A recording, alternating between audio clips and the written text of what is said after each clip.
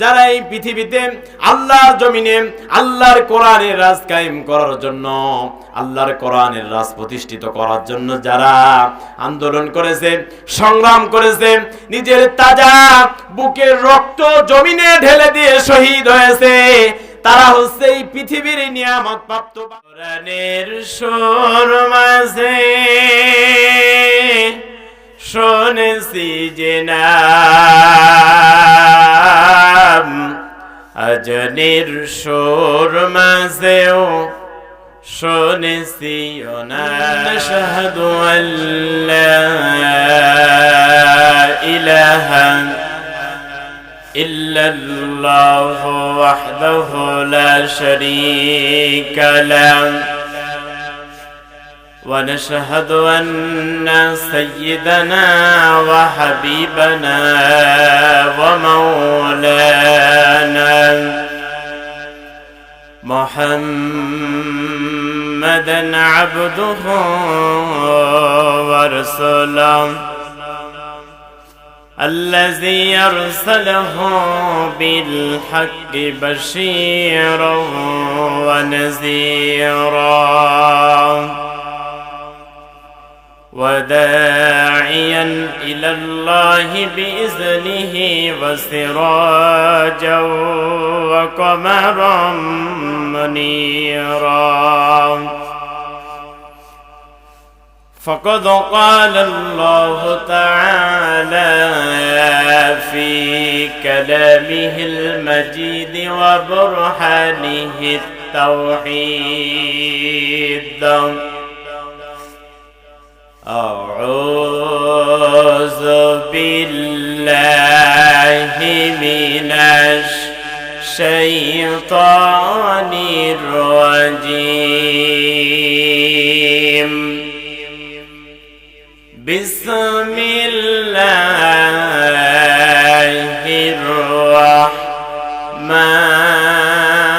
الرحمن الرحيم ومن يطع الله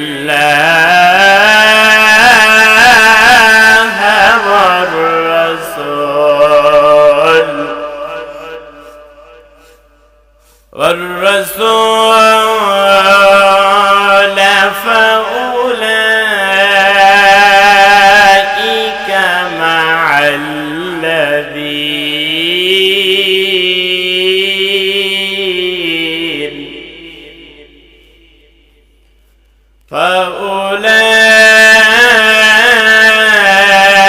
فأولئك مع الذين أنعم الله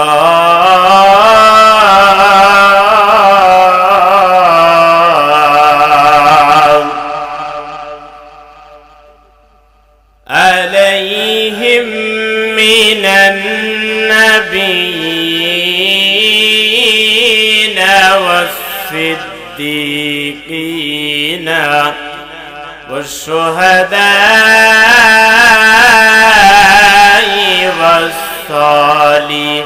والصالحين وحسن أولئك رفيقا صدقت يا رب العالمين. وقال تعالى في شان حبيبه إن الله وملائكته يصلون على النبي يا أيها الذين آمنوا صلوا عليه وسلموا تسليما. اللهم صل على مولانا محمد وعلى علي سيدنا কোরআনের সুর মাঝে শুনেছি যে নাম আজানের সুর মাঝেও শুনেছি নাম আমি কোরআনের সুর মাঝে শুনেছি যে নাম আজানের সুর মাঝেও শুনেছি নাম ও নাম শুনেছি আমি আমার হৃদয় হে রাসূল নবীজি তোমায়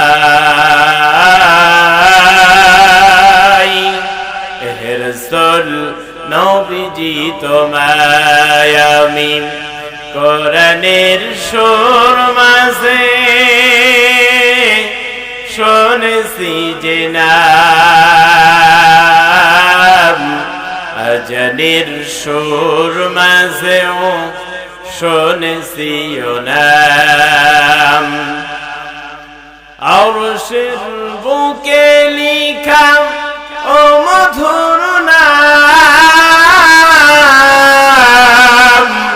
তামাম আলম কুল জানাই সালাম আরশের বুকে লিখা ও মধুর নাম তামাম আলম কুল জানাই সালাম ব্যথিত মানবতা খুঁজে ফিরে হাই হে রাসূল নবীজি তোমায় হে রাসূল নবীজি তোমায় ও নাম জপেছি আমি আমার হৃদয়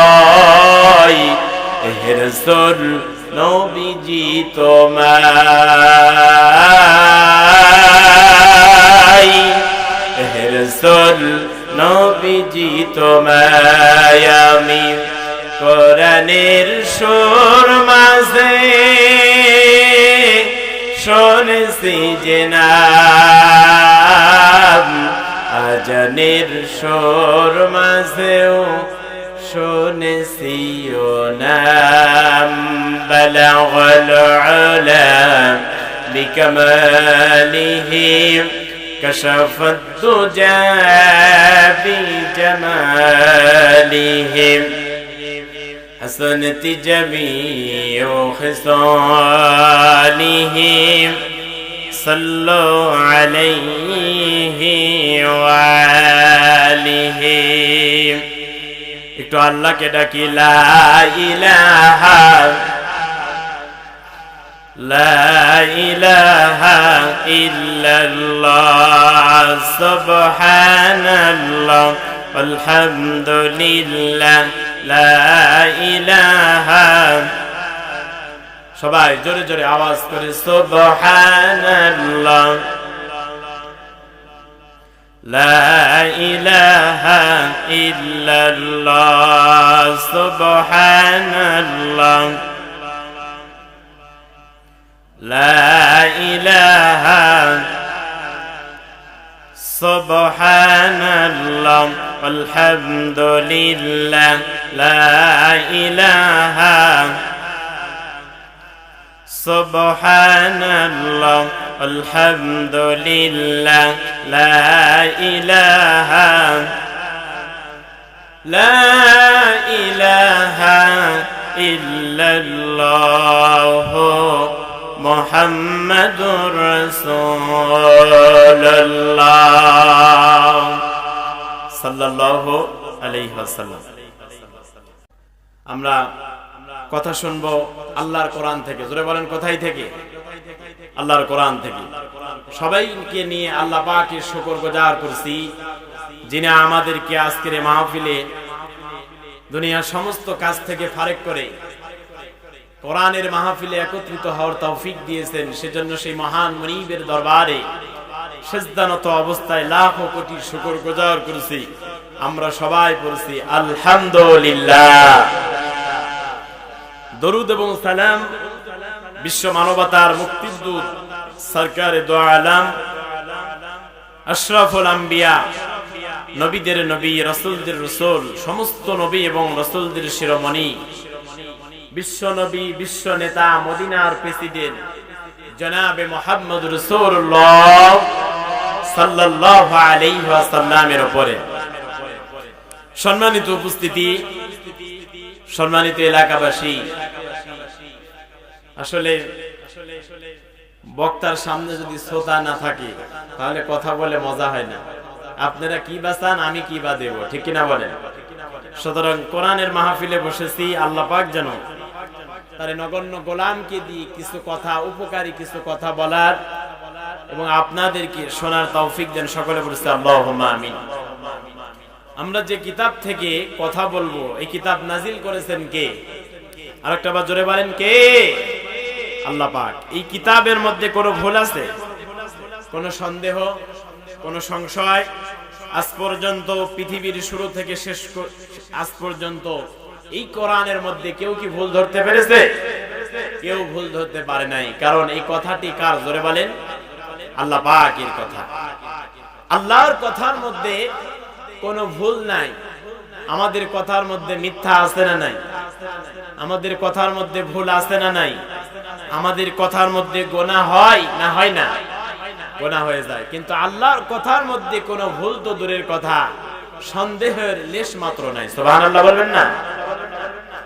সুতরাং আল্লাহর কথার এত পাওয়ার, আল্লাহর কথার এত দাম। এই কোরআনের মধ্যে কাভার খোলা মাত্র একটি সূরা বের হয়ে যায়, সেই সূরার নাম হচ্ছে সূরাতুল ফাতিহা। নাম কি? জোরে বলেন। আমরা যেটা নামাজের মধ্যে পড়ি, ঠিক কিনা বলেন? কম বেশি প্রত্যেকেরই সূরা ফাতিহা মুখস্থ আছে না নাই? মুখস্থ আছে। আল্লাহ পাক রব্বুল আলামিন তার কথার কি পাওয়ার দেখেন। সূরা ফাতিহা পড়ে কেউ যদি ফুঁক দেয়, আল্লাহ রাসূল জানিয়েছেন ওই ব্যক্তি যত অসুস্থই থাকুক আল্লাহ পাক তাকে শিফা দান করেন। সুবহানাল্লাহ। কারণ কোরআনের সূরা ফাতিহার আরেক নাম হচ্ছে শিফা, কোরআনের আরেক নাম হচ্ছে নূর, হুদা, কোরআনের আরেক নাম ফুরকান। আল্লাহ পাক শিফা নামে একটি সূরা দিয়েছেন, তার নাম হচ্ছে সূরাতুল ফাতিহা। আমি আপনাদের সামনে ডাইরেক্ট আলোচনার মধ্যে ঢুকতে চাই। আমি আপনাদের সামনে কোরআনুল কারীমের সূরা আন-নিসার 69 নম্বর আয়াতে কারিমা তেলাওয়াত করেছি। এই আয়াতকে কেন্দ্র করে কিছু কথা আমি বলবো, প্রাসঙ্গিক কথা আসবে। আল্লাহ পাক রব্বুল আলামিন তিনি আমাদেরকে বলার এবং আমল করার তৌফিক দান করেন। সকলে বলুন আল্লাহুম্মা আমিন। আল্লাহ রাব্বুল আলামিন কোরআনে হাকিমের মধ্যে সূরা নিসার 69 নম্বর আয়াতে কারিমার মধ্যে কত চমৎকার করে, কত সুন্দর করে তিনি বলে দিয়েছেন, ওয়া মাইয়ুতিইল্লাহ ওয়ার রাসূল ফাউলাইকা মা'আল্লাযীনা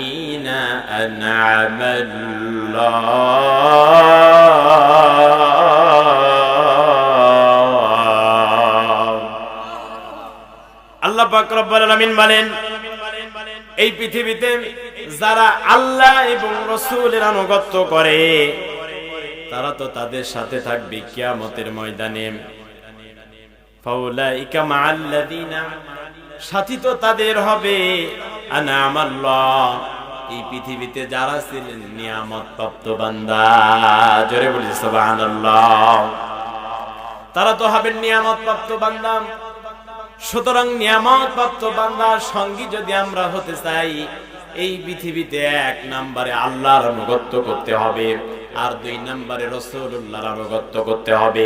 আল্লাহর আনুগত্য ছাড়া, রাসূলুল্লাহর আনুগত্য ছাড়া দুনিয়া এবং আখিরাতে কেউ কোনোদিন নিয়ামত প্রাপ্ত বান্দার সঙ্গী হতে পারে না। কথা বলেন ঠিক কিনা? সুতরাং পৃথিবীর মানুষেরা, যদি নিয়ামত প্রাপ্ত বান্দার সঙ্গী আমাকে আপনাকে হতে হয়, এই পৃথিবীতে কেউ যদি চেয়ারম্যানের সঙ্গী হয় তার দাম বাড়ে কি বাড়ে না? জোরে বলেন। এই পৃথিবীতে কেউ যদি এমপির পিএস হয়, এমপি সঙ্গী সাথী হয়, তার দাম আছে না নাই? এই পৃথিবীতে কেউ যদি জো বাইডেন আমেরিকার প্রেসিডেন্ট, তার পিএস হয়, তার সঙ্গী সাথী যদি হয়, তারও মর্যাদা আছে না নাই? জোরে বলেন। সুতরাং আল্লাহ পাক রব্বুল আলামিন পৃথিবীতে নিয়ামত প্রাপ্ত বান্দা বান্দির সঙ্গে আমাকে আপনাকে বানাতে চাই। সত্য হচ্ছে এই পৃথিবীতে আল্লাহ এবং রাসূলুল্লাহর আনুগত্য করতে হবে। জোরে বলেন, কথা বলেন ঠিক কিনা? আনুগত্য করতে হবে কার? আল্লাহর আনুগত্য করতে হবে, রাসূলুল্লাহর আনুগত্য করতে হবে। কিন্তু আমাদের সমাজে দেখা যায় এক শ্রেণীর মানুষ শুধুমাত্র কোরআন মানে হাদিস মানে না, এমন মানুষ আছে না নাই? আবার এক শ্রেণীর মানুষ আছে শুধুমাত্র হাদিস মানে কোরআন মানে না। কথা বলেন ঠিক কিনা? সুতরাং কোরআন ছাড়া হাদিস হবে না, হাদিস ছাড়া কোরআন চলবে না। কোরআন এবং হাদিস দুইটার একটাকেও বাদ দেওয়ার সুযোগ আমার আপনার নাই। কোরআনও মানতে হবে, হাদিসও মানতে হবে। কোরআন মানলে লাভ না লস, হাদিস মানলে লাভ না লস। সুতরাং আপনাদের যে মাদ্রাসা সকাল্লাদি দিয়ারপাড়া দারুল উলুম হাফিজিয়া মাদ্রাসা, এই মাদ্রাসাতে কোরআন শেখানো হয়, হাদিস শেখানো হয়। কথা বলেন ঠিক কিনা? তার মানে আল্লাহর আনুগত্য করতে হবে কিভাবে? রাসূলুল্লাহর আনুগত্য করতে হবে কিভাবে? এই মাদ্রাসাতে শেখানো হয়।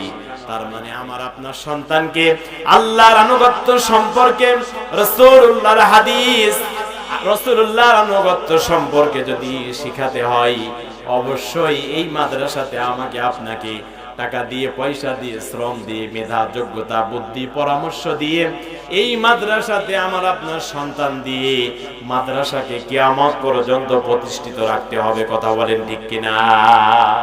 রাখার দরকার আছে না নাই? কারণ এখানে আল্লাহর আনুগত্য সম্পর্কে, রাসূলুল্লাহর আনুগত্য সম্পর্কে যেখানে শিক্ষা দেওয়া হয়। কথা বলেন ঠিক কিনা? আল্লাহ পাক রব্বুল আলামিন এই পৃথিবীতে চার শ্রেণীর ব্যক্তিকে সত্যবাদী, 3 নম্বরে শুহাদা, যারা এই পৃথিবীতে আল্লাহর জমিনে আল্লাহর কোরআনের রাজ কায়েম করার জন্য, আল্লাহর কোরআনের রাজ প্রতিষ্ঠিত করার জন্য যারা আন্দোলন করেছে, সংগ্রাম করেছে, নিজের তাজা বুকের রক্ত জমিনে ঢেলে দিয়ে শহীদ হয়েছে, তারা হচ্ছে এই পৃথিবীর নিয়ামত প্রাপ্ত বান্দা। কথা বলেন ঠিক কিনা? আল্লাহ পাক 4 নম্বরে বলতেছেন সলিহিন, যারা হচ্ছে নেককার বান্দা, তারা তো আল্লাহর নিয়ামত প্রাপ্ত বান্দা। জোরে বলে সুবহানাল্লাহ। এই 4 শ্রেণীর ব্যক্তির সঙ্গে হাসর নাসর যদি আমার আপনার হয়ে যায়, বলেন তো দেখি সহজ হবে না কঠিন হবে?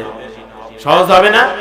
সুতরাং এই 4 শ্রেণীর নিয়ামত প্রাপ্ত বান্দার সঙ্গে আমার আপনার থাকার দরকার আছে না নাই?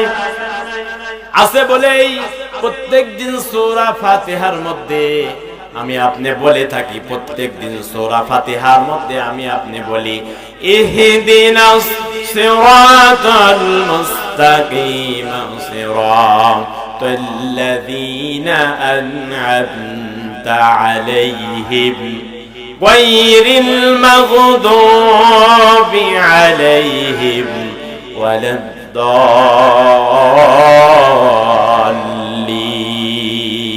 আল্লাহু আকবার। প্রত্যেকদিন 5 ওয়াক্ত নামাজ যখন দাঁড়ালাম, যাই নামাজ দিয়ে কানের মধ্যে খড় দিয়া, নাকে খড় দিয়া আল্লাহর সামনে যখন দাঁড়ালাম, নামাজের মধ্যে দোয়া করলাম ইহদিনাস সিরাতাল মুস্তাকিম, আল্লাহ গো এই পৃথিবীতে আমাকে তুমি সরল সঠিক রাস্তায় চালাও।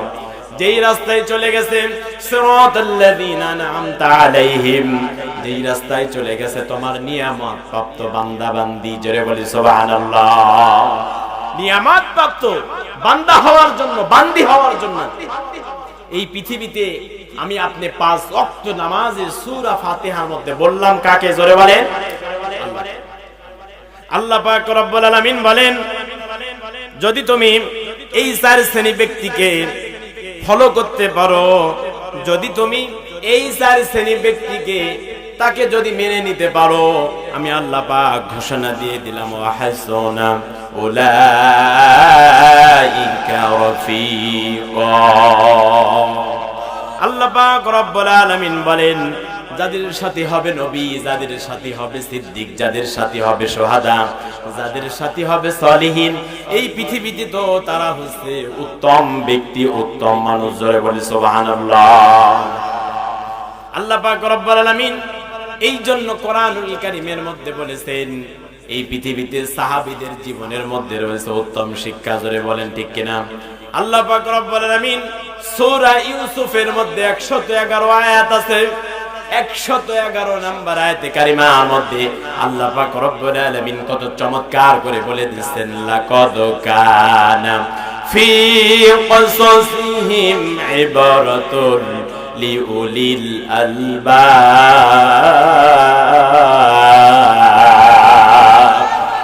আল্লাহ পাক রব্বুল আলামিন বলেন, লাকাদ কানা ফি কসাসিহিম, নিশ্চয় সাহাবীদের জীবনের মধ্যে আমি আল্লাহ পাক রব্বুল আলামিন ইবরাতুল লিউলিল আলবাব, এই পৃথিবীর মানুষের জন্য সাহাবীদের জীবনের মধ্যে শিক্ষা রেখেছি। জোরে বলেন ঠিক কিনা? সাহাবীদের জীবনের মধ্যে আমার আপনার জন্য শিক্ষা আছে না নাই? অবশ্যই আছে। সুতরাং নিয়ামত প্রাপ্ত বান্দা হতে হলে নবীকে ফলো করতে হবে, রাসূলকে ফলো করতে হবে। এই পৃথিবীতে যারা সত্যবাদী মানুষ ছিল, সেই সত্যবাদী মানুষদেরকে আমাকে আপনাকে ফলো করতে হবে। 3 নম্বরে যারা আল্লাহর জমিনে শহীদ হয়েছে, আল্লাহর জমিনে নিজের তাজা রক্ত জমিনে ঢেলে দিল, তাদেরকে আমাকে আপনাকে ফলো করতে হবে। 4 নম্বরে যারা নেককার বান্দা, যারা আল্লাহর নেককার বান্দা, এই পৃথিবীতে যারা সলিহিন বান্দা, পরহেজগার মানুষ, তাদেরকে আমাকে আপনাকে ফলো করার দরকার আছে না নাই? ফলো করতে হবে তাদেরকে। তারা হচ্ছে নিয়ামত প্রাপ্ত বান্দা। আর এই নিয়ামত প্রাপ্ত বান্দার সঙ্গে যদি আমি আপনি থাকতে পারি, আমার আপনার কপাল পড়বে না ভাগ্য খুলে যাবে? জোরে বলেন, ভাগ্য খুলে যাবে। আল্লাহ পাক রব্বুল আলামিন বলেন, নিয়ামত প্রাপ্ত বান্দা হচ্ছে নবী, নিয়ামত প্রাপ্ত বান্দা হচ্ছে রাসূল, নিয়ামত প্রাপ্ত বান্দা হচ্ছে সিদ্দিক, নিয়ামত প্রাপ্ত বান্দা হচ্ছে শহীদ, নিয়ামত প্রাপ্ত বান্দা হচ্ছে সলিহিন বান্দা। আল্লাহ নবীজি, বিশ্ব নবীজি মুহাম্মদুর রাসূলুল্লাহ সাল্লাল্লাহু আলাইহি ওয়াসাল্লাম, আল্লাহ পাক রব্বুল আলামিন এই পৃথিবীতে যাকে সারে শরীয়ত ও নেতা বানিয়েছিলেন, আল্লাহ পাক রব্বুল আলামিন আমার আপনার নবীকে এই পৃথিবীতে এত ভালোবাসা দিয়েছেন, এত মর্যাদা দিয়েছেন, আর এত সম্মান দিয়েছেন। সেই নবীজি এই পৃথিবীতে কত কষ্ট স্বীকার করলেন, কত জুলুম, কত অত্যাচার তিনি সহ্য করলেন।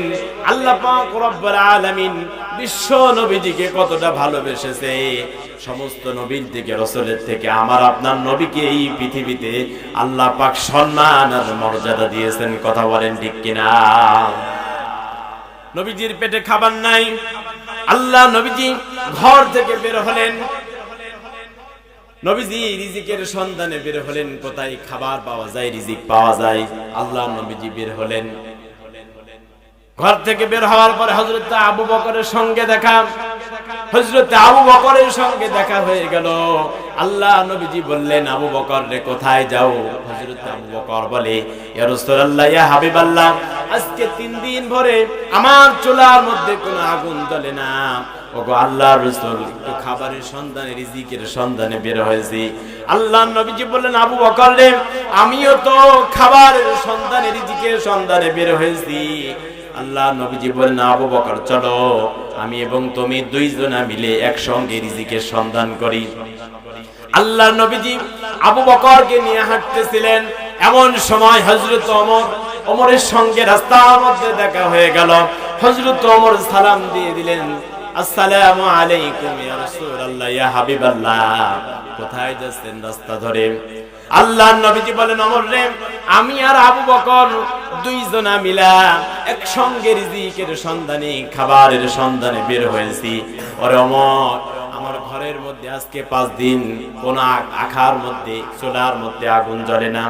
আর আবু বকরের চুলার মধ্যে 3 দিন ধরে কোনো খাবারের জন্য ব্যবস্থা নাই, আর চুলার মধ্যে আগুন জ্বলে না। সুতরাং আমরা দুইজনা বের হয়েছি, রিজিকের সন্ধানে।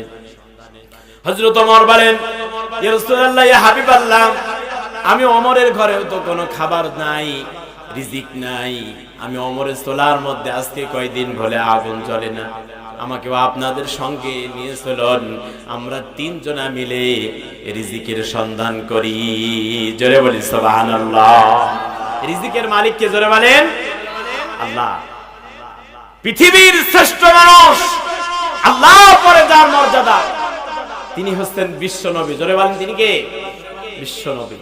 বিশ্ব নবীজির সাহাবী, নবীজির পরে যার মর্যাদা আবু বকর, তারপরে যার মর্যাদা ওমর। এই পৃথিবীতে আল্লাহ পাক যাদেরকে অর্ধ জাহানের ক্ষমতা দিয়েছেন, অর্ধ জাহানের মালিক বানিয়েছেন, তাদের ঘরে খাবার নাই। আল্লাহু আকবার বলবেন না? রিজিকের সন্ধানে বের হয়েছে। আর আমি আপনি যদি মেম্বার হই, তাই আমার গরম দেখে কে? ঠিক কিনা বলেন? আমার পাওয়ার দেখে কে?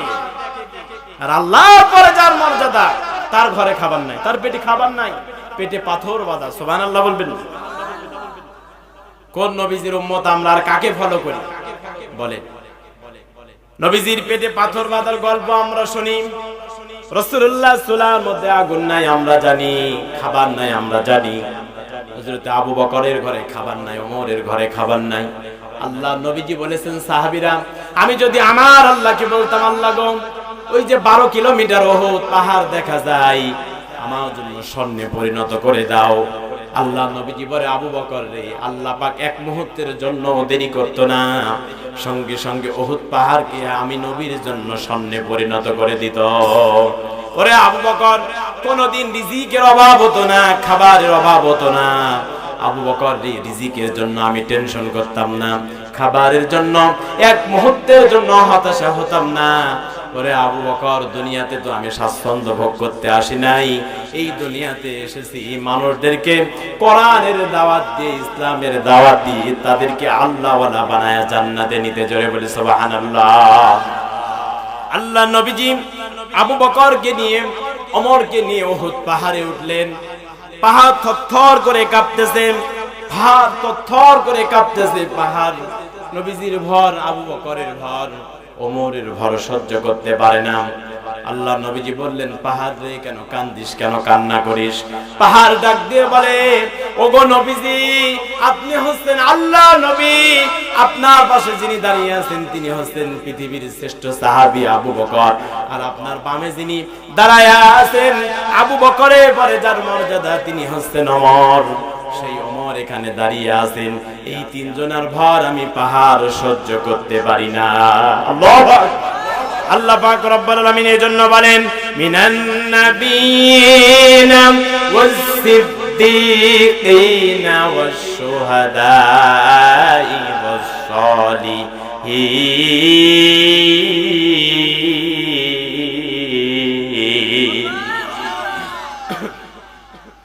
আল্লাহ পাক রব্বুল আলামিন বলেন, পাহাড়ের উপরে দাঁড়িয়ে আছেন মিনান নাবিয়িন, নবী। সুবহানাল্লাহ বলবেন না? ওয়াস সিদ্দিকিন, আবু বকর হচ্ছে এই পৃথিবীর সবথেকে বড় সত্যবাদী, বড় সিদ্দিক। আবু বকর হচ্ছে সিদ্দিক, পাহাড়ের উপরে দাঁড়িয়ে আছেন পৃথিবীর শ্রেষ্ঠ সত্যবাদী। 3 নম্বরে উহুদ পাহাড়ের উপরে যিনি দাঁড়ায় আছেন, তিনি হচ্ছেন পৃথিবীর সাধারণ কোনো মানুষ নয়, যিনি হচ্ছেন শুহাদা, হযরত ওমর ফারুক, ফারুকে আজম। জোরে বলি সুবহানাল্লাহ। পাহাড় ডাক দিয়ে বলে, ওগো নবীজি, আপনি নবী, আবু বকর সিদ্দিক, আর ওমর হচ্ছে শুহাদা, আর আপনারা তিনজনই হচ্ছে সলিহিন বান্দা, নেককার বান্দা। আপনাদের তিনজনের ভার আমি পাহাড় সহ্য করতে পারি না। সুবহানাল্লাহ। আল্লাহ নবীজি বললেন, পাহাড় রে, কাঁপিস না, কন্দন করিস না, এই মুহূর্তে উহুদ পাহাড় তুই থেমে যা। জোরে বলি সুবহানাল্লাহ। আল্লাহ নবীজি উহুদ পাহাড়কে বলতে দেরি, কিন্তু উহুদ পাহাড়ের থামতে দেরি হয় নাই। সুবহানাল্লাহ। আল্লাহ নবীজি যখন উহুদ পাহাড়কে থাবা দিলেন, যখন থাপ্পড় মারলেন, সঙ্গে সঙ্গে উহুদ পাহাড় থেমে গেল। আল্লাহ নবীজি বললেন, 2 রাকাত নফল নামাজ আদায় করি। নবীজি আমার নফল নামাজ আদায় করলেন, আবু বকর ওমর সঙ্গে ছিলেন, নামাজ আদায় করলেন।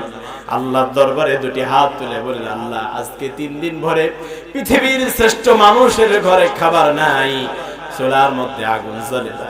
আবু বকরের ঘরের মধ্যে চুলার মধ্যে আগুন জ্বলে না, ওমরের ঘরের মধ্যে চুলার মধ্যে কোনো খাবার নাই, আগুন জ্বলে না।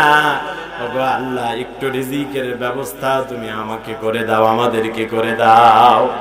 আল্লাহ নবীজি যখন দোয়া করলেন, আল্লাহ পাক রব্বুল আলামিন সঙ্গে সঙ্গে নবীজি শুধুমাত্র হাত উঁচু করতে দেরি, আল্লাহ নবীজির দোয়া কবুল হতে দেরি হয় না। সুবহানাল্লাহ।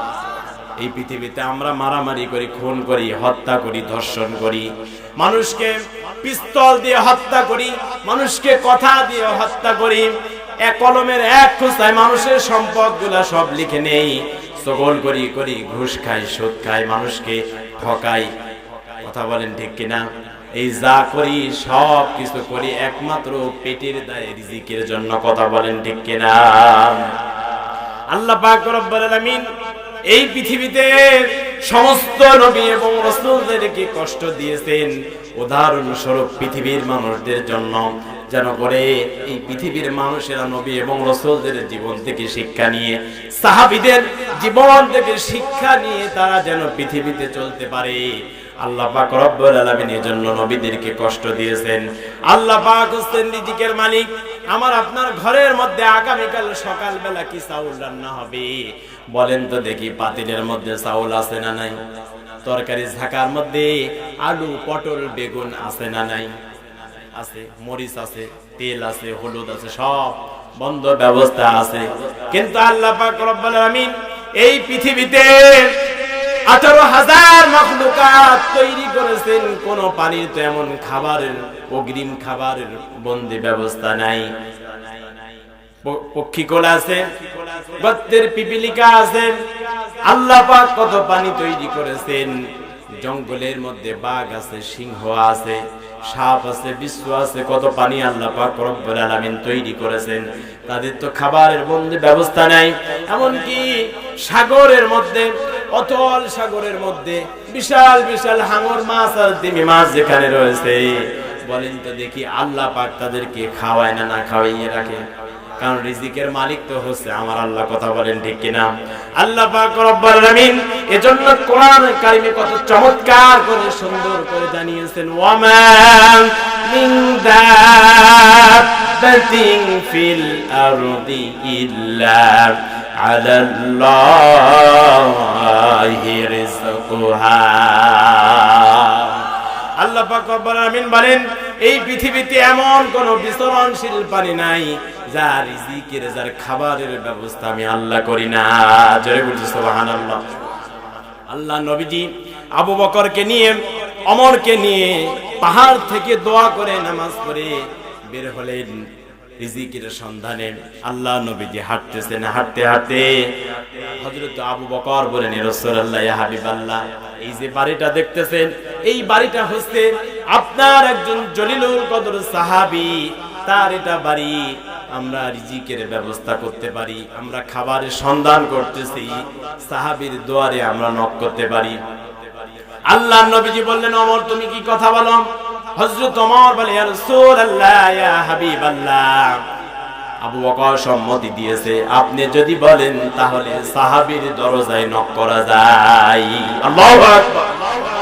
আল্লাহ নবীজি সাহাবীর দরজার সামনে দাঁড়ালেন, দরজার উপরে নক করলেন। ভিতর থেকে কোনো আওয়াজ আসলো না। নবীজি আমার সালাম দিচ্ছিলেন বারবার। জোরে বলি সুবহানাল্লাহ। আল্লাহ নবীজি সালাম দিলেন, ভিতর থেকে কোনো আওয়াজ আসে না। আল্লাহ নবীজি আবারও সালাম দিয়ে দিলেন, কিন্তু ভিতর থেকে কোনো আওয়াজ আসে না। 3 বার সালাম দেওয়ার পরে আল্লাহর কোরআনুল কারীমের আয়াত অনুযায়ী নবীজি সালাম দিলেন, কিন্তু জবাব আসলো না। আল্লাহ নবীজি মনটাকে খারাপ করে আবু বকরকে নিয়ে, ওমরকে নিয়ে যখন ফিরে যাচ্ছিলেন, সঙ্গে সঙ্গে ঘরে থাকা ভিতর থেকে সাহাবী দরজা খুলে দিলেন। জোরে বলি সুবহানাল্লাহ। নবীজি আমার বললেন, পিছন থেকে সাহাবী আল্লাহ নবীজিকে ডাক দিলেন, সালামের জবাব দিলেন, বললেন, ইয়া রাসূলুল্লাহ, ইয়া হাবিবাল্লাহ, আমি গরিব মানুষ, আমার বাড়িতে নক করেছেন, একবার নয়, 2 বার নয়, 3 বার আমার দরজায় নক করেছেন। ওগো নবীজি, আপনি কেন আমার দরজার পাশে এসেছেন আমি জানতে পারি?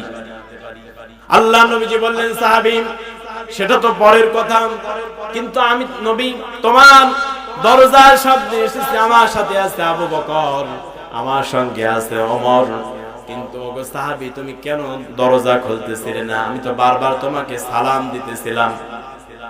ভিতর থেকে সাহাবী বলতেছিলেন, ইয়া রাসূলুল্লাহ, ইয়া হাবিবাল্লাহ, দরজা আমি এজন্য খুলি নাই, দরজা এজন্য আমি খুলতে চাই নাই, কারণ আমার দরজায় এসেছে পৃথিবীর শ্রেষ্ঠ মানুষ বিশ্ব নবী মুহাম্মদ রাসূলুল্লাহ।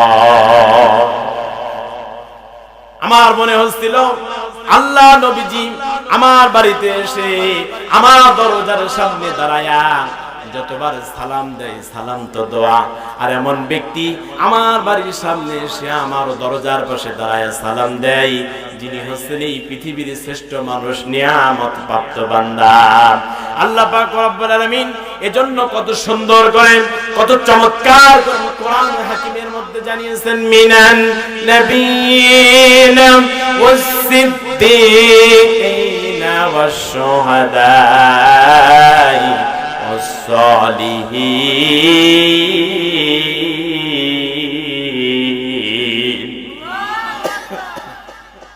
ওগো নবীজি, আপনি তো পৃথিবীর শ্রেষ্ঠ মানুষ, নিয়ামত প্রাপ্ত বান্দা, আপনি তো আল্লাহর নবী, আপনার সঙ্গে যিনি আছেন তিনি তো আবু বকর সিদ্দিক, পৃথিবীর সত্যবাদী, শ্রেষ্ঠ সত্যবাদী।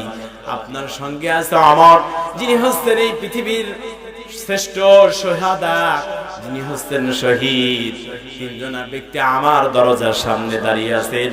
ওগো নবীজি, আমার মনে হচ্ছিল বারবার যখন আপনি আমার দরজার পাশে এসে বারবার করে যখন সালাম দিতেছিলেন, মনে হচ্ছিল আল্লাহর রহমত আর বরকত আমার ঘরের মধ্যে ভেদ করে ঢুকতেছিল। সুবহানাল্লাহ। সাহাবী দরজা খুলে দিলেন। আল্লাহ নবীজি এবং আবু বকর এবং ওমরকে নিয়ে ঘরের মধ্যে প্রবেশ করলেন। বললেন, সাহাবী ওমর এসেছে, আবু বকর এসেছে, আমি নবীজিও তোমার বাড়িতে এসেছি। ওরে সাহাবী, আজকে 3 দিন ধরে আমাদের পেটের মধ্যে কোনো খাবার নাই, একটু খাবারের ব্যবস্থা করো। আল্লাহ নবীজি, বিশ্ব নবীজি মুহাম্মদুর রাসূলুল্লাহ সাল্লাল্লাহু আলাইহি ওয়াসাল্লাম, সাথে কথা বলতে লোকেশন দাও, 8 মাইল এবং 7 মাইলের মাঝখান থেকে।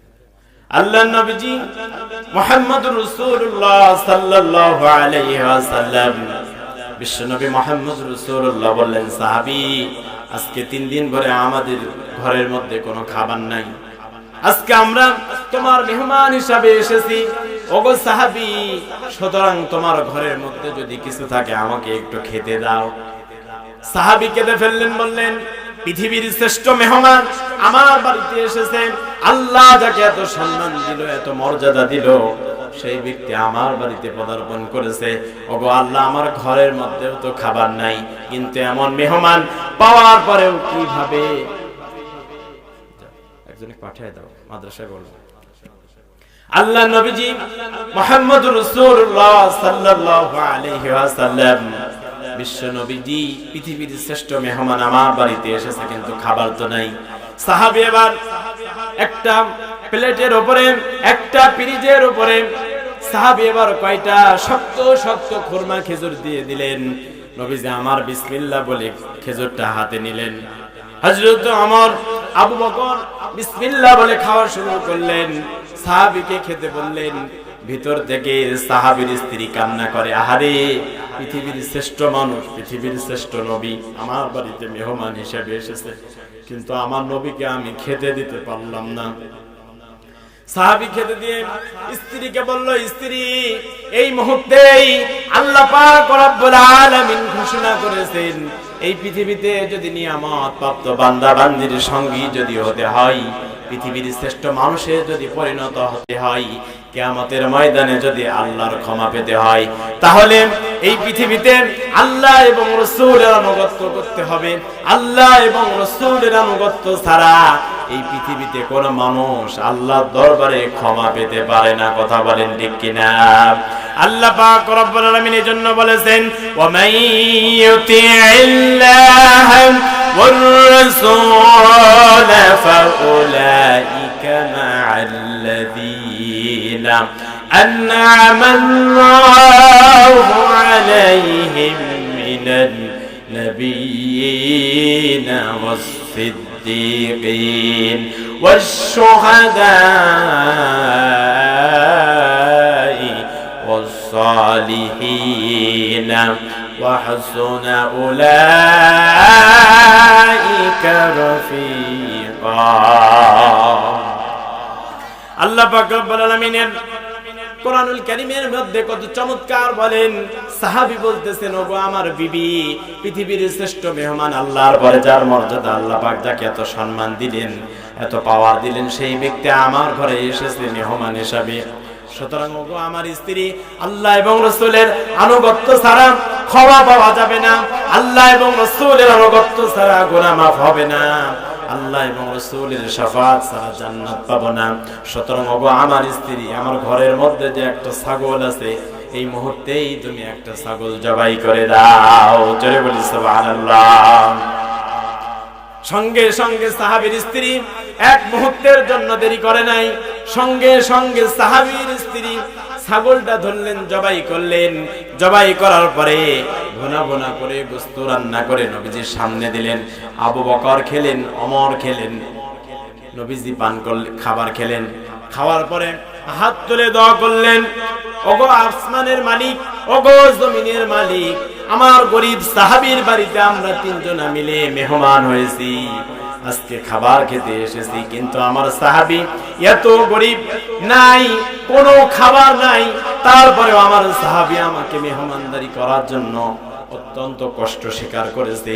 ওগো আল্লাহ, তুমি কি পারো না যে ছাগলটা সাহাবী জবাই করে আমার সামনে হাজির করেছে, এই ছাগলটা তুমি আবারও জিন্দা করে দিতে?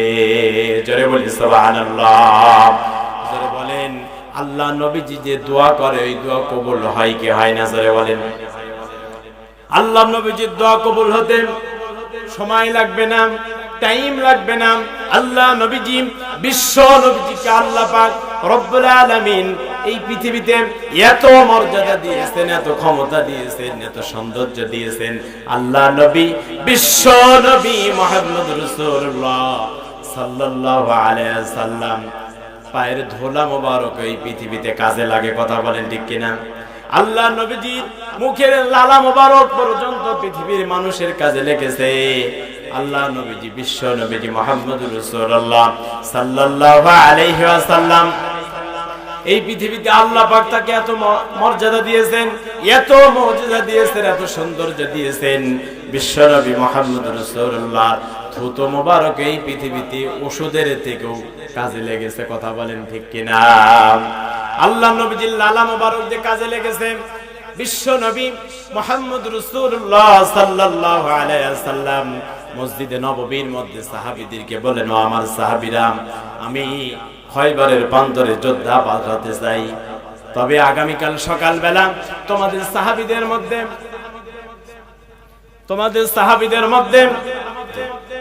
সাহাবীদের মধ্যে একজন সাহাবীর নাম আমি ঘোষণা করে দেব, যিনি খয়বরের প্রান্তরে যোদ্ধা হবেন, আমি যাকে সেনাপতির দায়িত্ব দিয়ে দেব। আল্লাহ নবীজি মুহাম্মদ রাসূলুল্লাহ যখন ঘোষণা দিলেন, সাহাবীরা যখন বিছানার উপরে ঘুমায়, সারা রাত যখন সাহাবীরা বিছানায় ঘুমাতে গিয়েছেন, আবু বকর ভাবে আমাকে মনে হয় রাসূলুল্লাহ খয়বরের প্রান্তরের সেনাপতির দায়িত্ব দিয়ে দিবেন।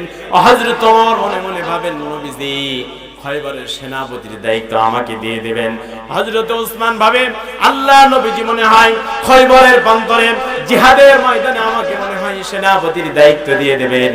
আল্লাহ নবীজি, বিশ্ব নবীজি ঘোষণা দিয়েছেন।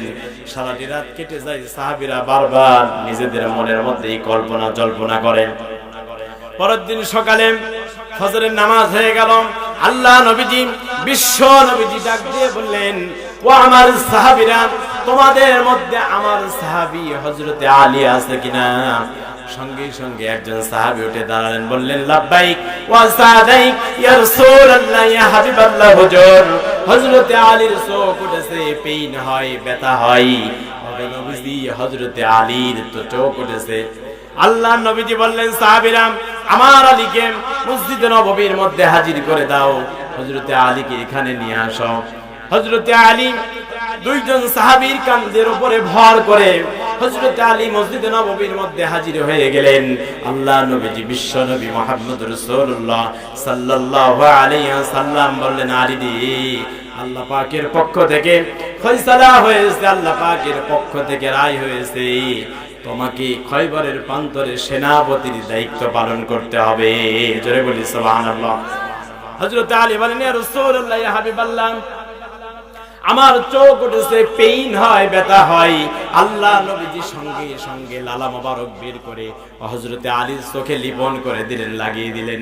সঙ্গে সঙ্গে হযরতে আলী আগের থেকেও আরো চোখের শক্তি বৃদ্ধি পেয়েছে। জোরে বলি সুবহানাল্লাহ। বিশ্ব নবীজি, এই পৃথিবীতে অনেক মুজিজা আছে, অনেক মর্যাদা আছে, সম্মান আছে। আল্লাহ পাক রব্বুল আলামিন এই পৃথিবীতে তাকে এত সম্মান দিয়েছেন, এত মর্যাদা দিয়েছেন, জাল্লালা মোবারক পর্যন্ত এই পৃথিবীতে কাজে লেগেছে। কথা বলেন ঠিক কিনা? হযরত আলীকে আল্লাহ নবীজি জুলফিকার তলোয়ার উপহার দিলেন। বললেন, আলী রে, এই নাও জুলফিকার তলোয়ার, তলোয়ার নিয়ে খয়বরের প্রান্তরে ছুটে যাও। হযরতে আলী নবীজির দেওয়া জুলফিকার তলোয়ার নিলেন, ঘোড়াটা নিয়ে খয়বরের প্রান্তরে রওনা দেওয়া শুরু করে দিলেন। হযরতে আলী খয়বরের প্রান্তরে কাফেরদেরকে ডাক দিয়ে বললেন, ও ইসলামের শত্রুরা, কাফেররা, তোমরা কারা আছো? আল্লাহ পাক রব্বুল আলামিন আমি আলীকে এই পৃথিবীতে আল্লাহর সিংহ হিসাবে, আল্লাহর বাঘ হিসাবে পৃথিবীতে প্রেরণ করেছে। তোমরা কাফেররা কারা আছো? কে আছো সন্তানকে এতিম করতে চাও? কে আছো স্ত্রীকে বিধবা করতে চাও? সুতরাং আমি আলীর তরবারের নিচে যদি আসো, একজন কাফেরেরও জিন্দা জীবন নিয়ে যেতে পারবা না। আল্লাহু আকবার। হযরত আলী রাদিয়াল্লাহু তাআলা আনহু খয়বরের প্রান্তরে জিহাদ করতে করতে, যুদ্ধ করতে করতে সমস্ত কাফেরদেরকে জাহান্নামের মধ্যে পাঠিয়ে দিলেন। কিছু কাফেররা হযরত আলীর সঙ্গে যুদ্ধ করতেছিলেন। হযরত আলী জুলফিকার তলোয়ার মাটির নিচে গেড়ে গেল। হযরত আলী এবার লক্ষ্য করলেন, হাতের ডালটা তো ভেঙে গেল, জুলফিকার তলোয়ার, বিশ্ব নবীর দেওয়া তলোয়ার মাটির মধ্যে পুঁতে গেল, মাটির মধ্যে গেড়ে গেল। সুতরাং আমি কিভাবে এখন কাফেরদের মোকাবেলা করব? আল্লাহ নবীজি এই পৃথিবীতে আমাকে সম্মান আর মর্যাদা দিয়ে ভালোবেসে খয়বরের প্রান্তরে সেনাপতির দায়িত্ব দিয়ে পাঠিয়েছেন, আমি এখন কিভাবে যুদ্ধ করব? হযরত আলী দেখেন, পাশেই ছিল কামজ দুর্গের লোহার পাল্লা, লোহার গেট। বাম হাত দিয়ে একটা হেক্সা টান মেললেন, সঙ্গে সঙ্গে কামজ দুর্গের লোহার পাল্লা, লোহার গেটে হযরতে আলীর বাম হাতে চলে আসলো। জোরে বলি সুবহানাল্লাহ। হযরতে আলী জুলফিকার তলোয়ার ডান হাতে নিয়ে আর কামজ দুর্গের লোহার পাল্লা বাম হাতে নিয়ে সমস্ত কাফেরদেরকে এই পৃথিবী থেকে হত্যা করে জাহান্নামে পাঠায়া দিল। কিছু কাফেররা হযরতে আলীকে দেখে পিছন থেকে পালায়া গেল। খয়বরের প্রান্তর বিজয় হয়ে গেল। হযরতে আলী বিশ্ব নবীর দরবারে চলে গেলেন, নবীজির সামনে তরবারি জমা দিয়ে দিলেন। বললেন, ইয়া রাসূলুল্লাহ, ইয়া হাবিবাল্লাহ, খয়বরের প্রান্তর তো বিজয় হয়ে গিয়েছে। আল্লাহ নবীজি খুশি হয়ে গেলেন। হঠাৎ করে নবীজির কানের মধ্যে চলে গেল, গতকাল যখন হযরতে আলী খয়বরের প্রান্তরে সেনাপতির দায়িত্ব পালন করে কাফেরদের বিরুদ্ধে মোকাবেলা করতেছিলেন, জিহাদ করতেছিলেন, যুদ্ধ করতেছিলেন, এমন সময় হযরতে আলীর জুলফিকার তলোয়ার মাটির নিচে গেড়ে গেল। হযরতে আলীর ডালটা ভেঙে গেল। পরবর্তী সময় হযরতে আলী কামজ দুর্গের লোহার পাল্লা, লোহার গেট নিয়ে নাকি যুদ্ধ করেছে। আল্লাহ নবীজি, বিশ্ব নবীজি মুহাম্মদুর রাসূলুল্লাহ সাল্লাল্লাহু আলাইহি ওয়াসাল্লাম হযরতে আলীকে ডেকে পাঠালেন। বললেন, হযরতে আলীকে ডাক দাও। হযরতে আলীকে ডাক দেওয়া হলো।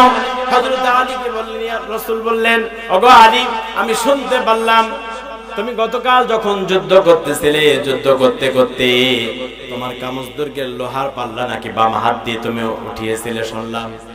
আজকে একটু নাড়িয়ে আমাকে দেখাও তো। হযরতে আলী গতকালের মতো বাম হাত দিয়ে যখন কামজ দুর্গের লোহার গেট, লোহার পাল্লা ধরেছে, এক চুলে লড়াইতে পারে নাই। হযরতে আলী ডান হাত দিয়ে কামজ দুর্গের লোহার পাল্লা, লোহার গেট ধরলেন, এক চুল পরিমাণ নড়াইতে পারে নাই। হযরতে আলী এবার ডান আর বাম দুই হাতটা দিয়ে শরীরের যত শক্তি আছে ইয়া আলী বলে একটা টান মারলেন। হযরতে আলীর শরীরের সমস্ত লোমকূপের গোড়া দিয়ে পানিগুলা বেয়ে বেয়ে পড়ে গেল। হযরতে আলী কামজ দুর্গের লোহার পাল্লা, লোহার গেট 100 পরিমাণ নড়াইতে পারে নাই। আল্লাহু আকবার। হযরতে আলী মুখটা মলিন হয়ে গেল লজ্জায়। হযরতে আলী কেঁদে ফেলেছেন। নবীজি আমার বললেন, আলী রে কেঁদো না, মন খারাপ করো না। তুমি কি জানো কামজ দুর্গের লোহার পাল্লার গেটের ওজন কত? হযরত আলী বলেন, ইয়া রাসূলুল্লাহ, ইয়া হাবিবাল্লাহ, কামজ দুর্গের লোহার পাল্লার গেটের ওজন কত? আল্লাহ নবীজি বললেন, কামজ দুর্গের লোহার পাল্লা, লোহার গেটের ওজন হচ্ছে 80 মণ। জোরে বলি সুবহানাল্লাহ। লিল্লাহি তাকবীর, নারায়ে তাকবীর। আজকের মাহফিলের বিশেষ মেহমান সকলে বলি মারহাবা। হাফেজ মাওলানা মুহাম্মদ বকর, খাবার শেষে হাড্ডিটা এখানে রেখে দাও, খাবার শেষে হাড্ডিগুলো এখানে রেখে দাও। আল্লাহ নবীজি খাবার খাওয়ার পরে ছাগলের হাড্ডিটা এখানে রাখলেন, আবু বকর হাড্ডিটা রাখলেন, হযরত ওমর হাড্ডিটা রাখলেন। হাড্ডি রাখার পরে নবীজি আমার দোয়া করেন, আল্লাহ এই গরিব সাহাবীর বাড়ি আমরা 3 জন মেহমান হিসাবে এসেছি, তুমি কি পারো না এই হাড্ডিগুলাকে একসঙ্গে করে দিয়েছি, তুমি কি সাহাবীকে পারো না এমন করতে? এই হাড্ডিওয়ালা, এই হাড্ডিগুলাকে তুমি আবার পুনরায় একটা ছাগল বানাতে। জোরে বলি সুবহানাল্লাহ। আল্লাহ নবীজি হযরত আবু বকরকে নিয়ে, হযরত ওমরকে নিয়ে যখন হাত তুলে দোয়া করলেন, আল্লাহ পাক তৎক্ষণাৎ এই হাড়গুলাকে ছাগলে পরিণত করে দিয়েছেন। কথা বলেন ঠিক কিনা? কারণ তারা ছিলেন এই পৃথিবীতে নিয়ামত প্রাপ্ত বান্দা। আল্লাহ পাক রব্বুল আলামিন এই জন্য বলেছেন, ওয়া মান ইউতি'ইল্লাহ ওয়ার রাসূল ফাউলাইকা মা'আল্লাযীনা আন'আমা আল্লাহু আলাইহিম মিনান নাবিয়্যিনা ওয়াস-সিদ্দীকিনা ওয়াশ-শুহাদা'i ওয়াস-সালিহিন ওয়া হাসুনা উলাইকা রফিকা। সুতরাং এই পৃথিবীতে ক্ষমা পেতে হলে, রিজিক পেতে হলে, এই পৃথিবীতে আল্লাহর ভালোবাসা পেতে হলে, জান্নাত পেতে হলে এই পৃথিবীতে আমাকে আপনাকে নিয়ামত প্রাপ্ত বান্দার সঙ্গে থাকতে হবে। কথা বলেন ঠিক কিনা? আল্লাহ পাক রব্বুল আলামিন তিনি যেন নিয়ামত প্রাপ্ত বান্দা কারা? 1 নম্বরে হচ্ছে নবী, 2 নম্বরে হচ্ছে সিদ্দিক যারা সত্যবাদী, 3 নম্বরে হচ্ছে সালিহিন যারা শুহাদা, যারা হচ্ছে শহীদ, 4 নম্বর হচ্ছে সালিহিন নেককার বান্দা। এই 4 জন ব্যক্তিকে আমরা ফলো করতে পারি, তাদেরকে দেখে আমাদের জীবনকে পরিচালনা করতে পারি। আল্লাহ পাক রব্বুল আলামিন তিনি আমাদেরকে তৌফিক দান করুন। সকলে বলছে আমিন। আমি যে কথাগুলো বলেছি আপনারা শুনেছেন, আল্লাহ পাক আমাদের প্রত্যেককে, আগে আমাকে এবং আপনাদের সবাইকে আমল করার তৌফিক দেন। সকলে বলছে আল্লাহুম্মা আমিন। ভুল যা বলেছি আল্লাহ যেন আমাদের স্মৃতি থেকে মিটায় দেন, ও হক যা বলেছি, সত্য যা বলেছি আল্লাহ যেন কবুল করেন। সকলে বলছে আমিন। সকলের কাছে দোয়া চেয়ে সকলের জন্য দোয়া করে এখানেই শেষ করছি। ওমা আলাইনা ইল্লাল বালাগ। আসসালামু